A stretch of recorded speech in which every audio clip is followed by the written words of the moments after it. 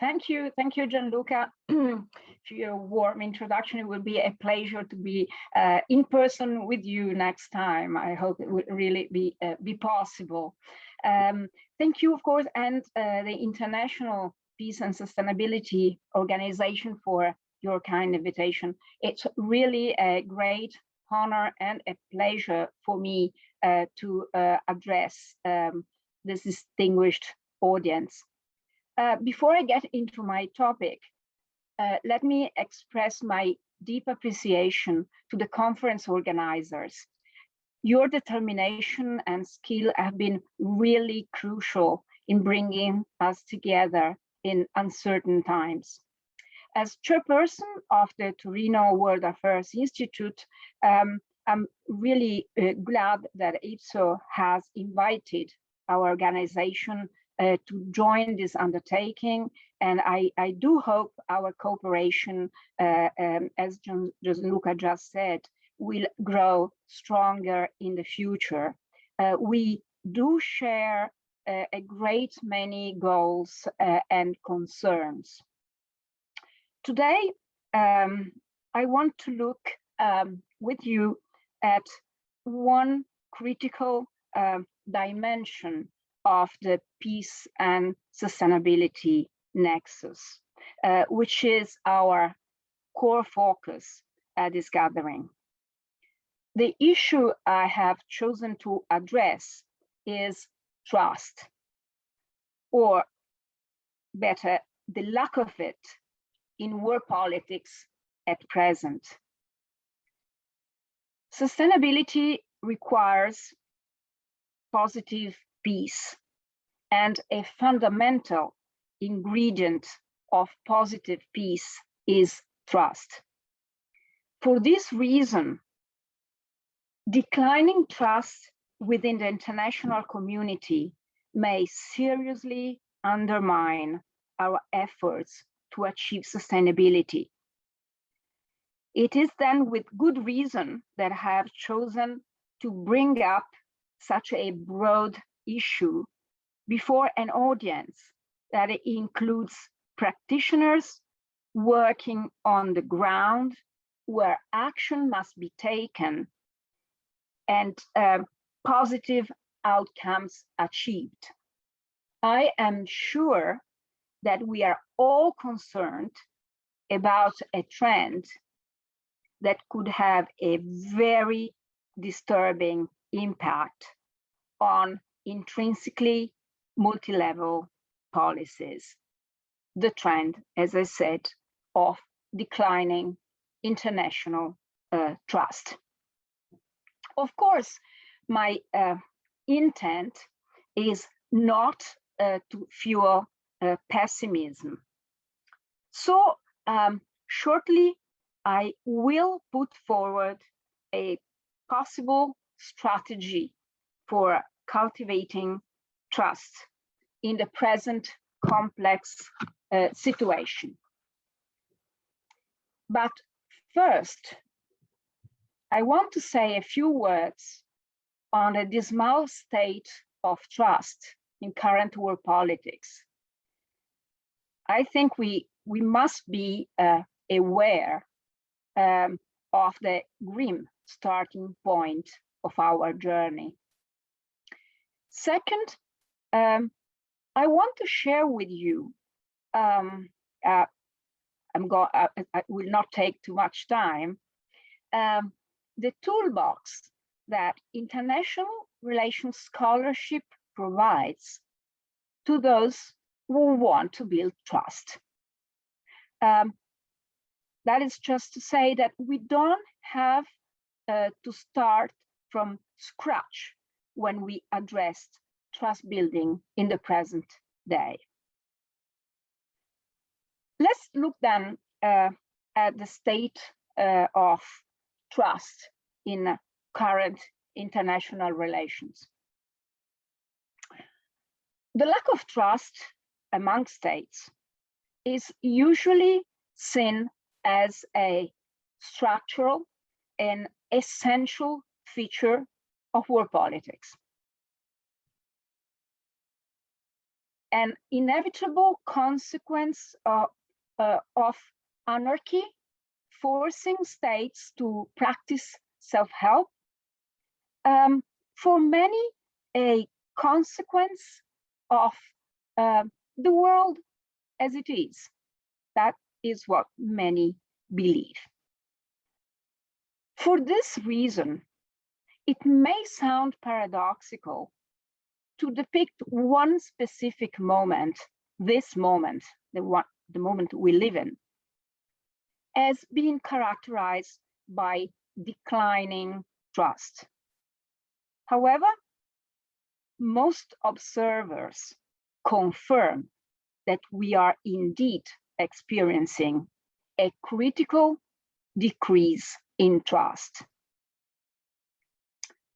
After meeting President Putin in June 2021 to avoid further deterioration of US-Russian bilateral relations, President Biden made a telling statement. He declared, "This is not about trust." Then stressed that the two leaders had met only out of national self-interest. He said so as if to ensure that nobody could mistake the real state of affairs. A state of affairs which, of course, stretches beyond this specific bilateral relationship. The security dilemma in which states, as a precaution, view each other as potential threats has long explained most of the dynamics in the security realm. Today, we must acknowledge that mistrust has spilled over into domains that go well beyond traditional security. The competition between the two main players in present-day power politics, the USA and the People's Republic of China, is increasing. Besides fueling their rivalry, the security dilemma seems now to be generating mistrust system-wide. This new reality is reflected in the so-called weaponization of trade, of technology, is reflected in the competitive turn of development finance, and many more examples will come to your mind, I'm sure. What we see happening day after day suggests that trust may be very difficult to preserve and even more difficult to rebuild in our world. There is, of course, a risk that this situation could spiral, leading to conflict, of course. And in any case, it is not sustainable. It's not sustainable, first of all, because it prevents governance to deliver. Initiatives such as the Data Free Flow with Trust, which was put forward by Japan at the Osaka G20 in 2019, show that more forward-looking governments are fully aware that these sensitive issues, especially the new ones, cannot be dealt unless some measure of trust is achieved within the international community. How to address this pervasive and deepening lack of trust is thus a crucial question, maybe the crucial question today. And here I come to my second point. For the reasons that I just mentioned, it's extremely important to refocus on trust building. Trust scholarship, I believe, can help us to do so productively. International relations scholars have put forward three main conceptions of trust and trust building. The first conception suggests that trusting is like betting. In other words, state persons trust based purely on their calculations of potential future benefits. In a situation where the security dilemma has become pervasive, this route to trust building, however, is unlikely to work. The greater the perceived risk, the more likely is that prudence will win against trust. The second option looks at trust building through the lens of individual or collective psychological factors, such as personal inclinations or emotions. Even in international relations, optimism may well make a difference. In today's world, though, it's hard to believe that emotions could produce trusting attitudes in decision makers. The images that dominate the framing of world affairs, I think of the new Cold War, for example, or the much cited Thucydides trap, tend to point exactly in the opposite direction. We can certainly not expect trust to grow out of good feelings in the near future. So we are left with our third and final option, which thankfully looks promising. This third option looks at the social construction of trusting relations. In fact, if we consider the rising tide of mistrust in the international domain, we must concede that nothing less than the construction of new social ties is needed to neutralize its effects. However, the standard approach to this construction process is not free of flaws either. Those who believe that social processes can indeed increase trust generally link the development of trusting relations to a newly generated identity. The new identity that goes along with the development of trust is a sort of we feeling where the parties involved believe that they have become fundamentally closer. European countries may well have reached this point. but if processes intended to overcome mistrust are to be more widely relevant at a practical level, they cannot require such a sweeping identity change, basically reflecting the achievement of a friendship. We cannot be naive. Friendship is rare in the international domain.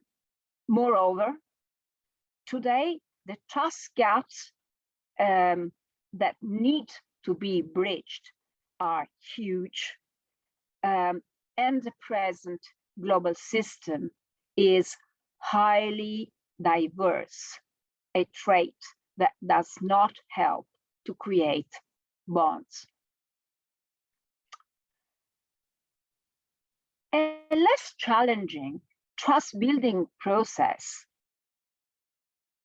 can develop, however, if the interests of one state, the trustor, so-called, are adopted or encapsulated in more technical wording by the state to be trusted, the trustee. This social, the sort of social process is observed between individuals, and it may work among states. So my suggestion here is to consider this possibility carefully. How could it work?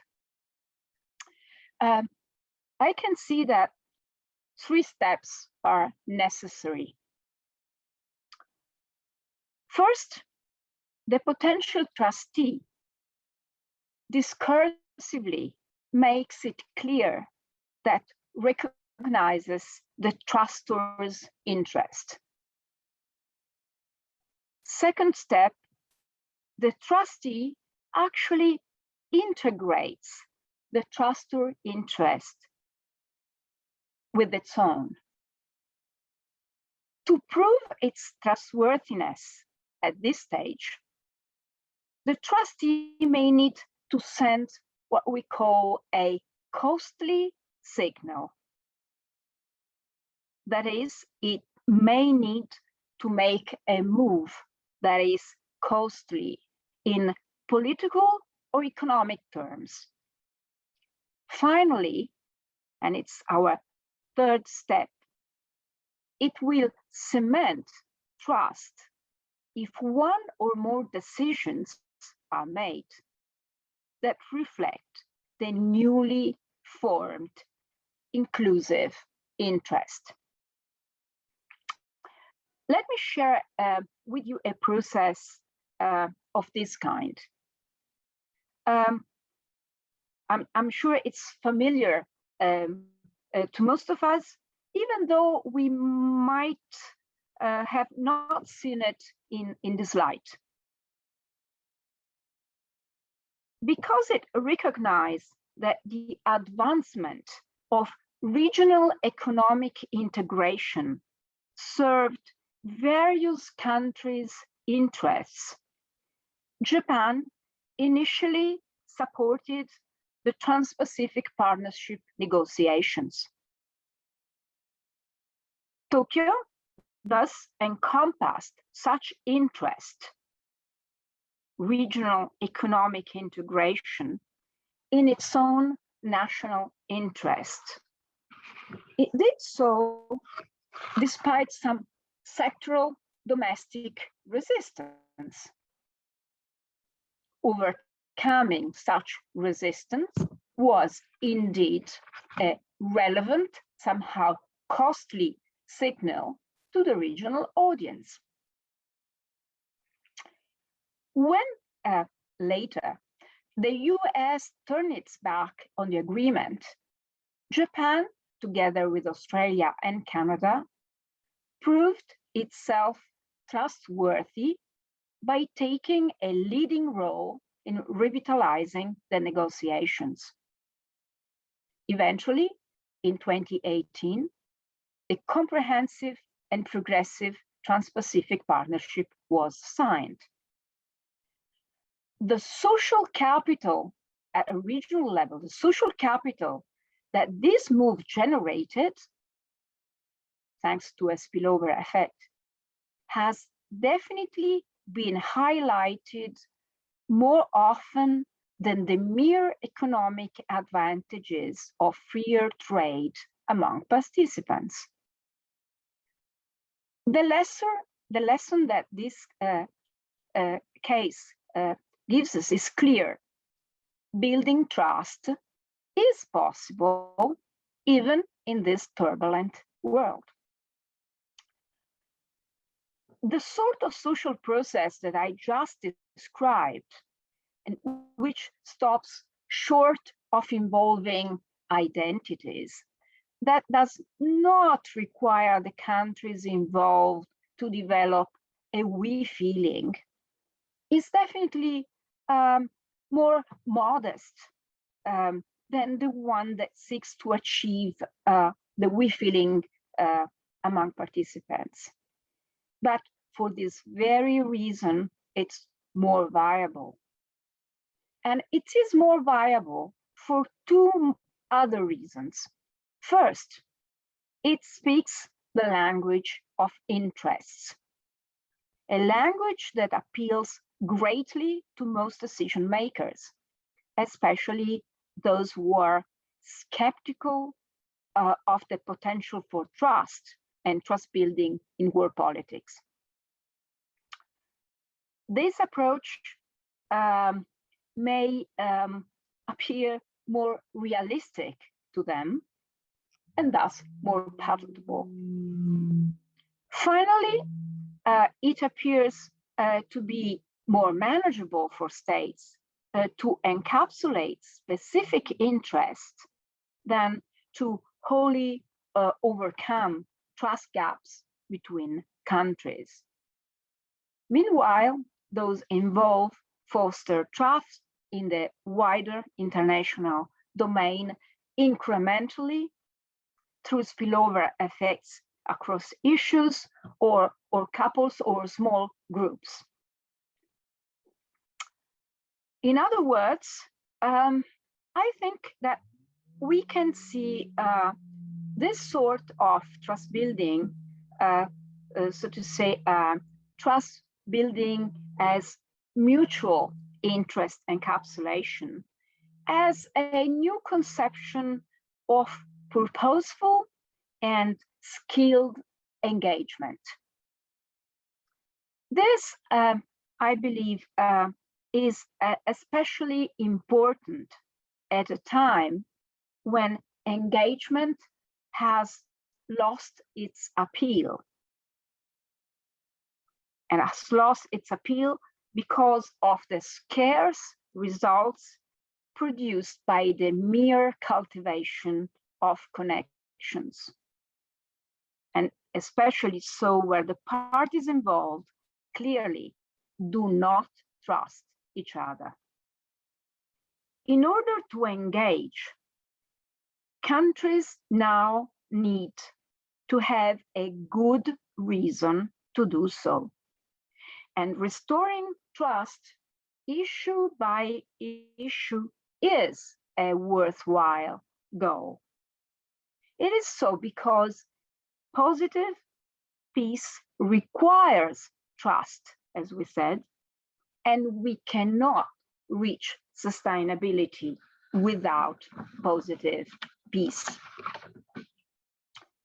There is no shortage of legitimate interests that can be mutually encapsulated by countries willing to make change by injecting trust into international relations. In the area of sustainability, fundamental interests are uncontroversial.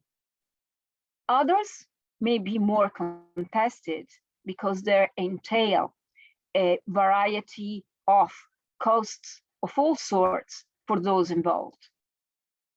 But if escalating mistrust rules the world, even higher costs will have to be borne.